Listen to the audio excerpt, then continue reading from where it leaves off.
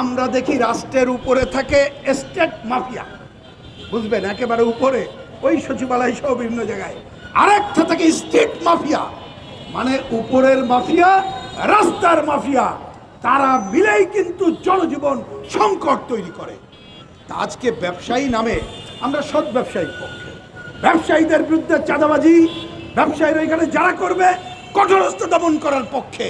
ভালোভাবে ব্যবসা চলুক, আমরা সেটা চাই, কিন্তু ব্যবসার নামে পকেট মারা চলবে না, ব্যবসার নামে মব সৃষ্টি করা চলবে না, ব্যবসার নামে 2 নম্বরই চলবে না। সুতরাং আজকে ওই স্টেট মাফিয়া আপনারা যারা ক্ষমতায় গেছেন আশা করি আপনারা হবেন না, আর স্টেট রাস্তার মাফিয়াদের দমনের জন্য যথাযথ ব্যবস্থা নেন।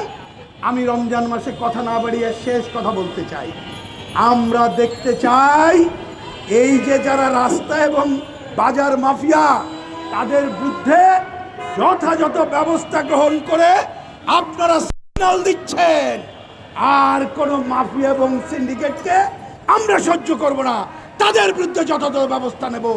এই যথাযথ ব্যবস্থা নেওয়ার আহ্বান জানিয়ে, এবং আমাদের ভাই এই যে মণ্ডল সাহেব, জব্বার মণ্ডল, ঘটনাচক্রে ওনার সাথে আমার কোনো ব্যক্তিগতভাবে দেখা সাক্ষাৎ হয় নাই, কিন্তু আমি তো দেখছি তিনি সহ একটা ভালো টিম অনেক দিন ধরে ভূমিকা নিয়ে চলছেন।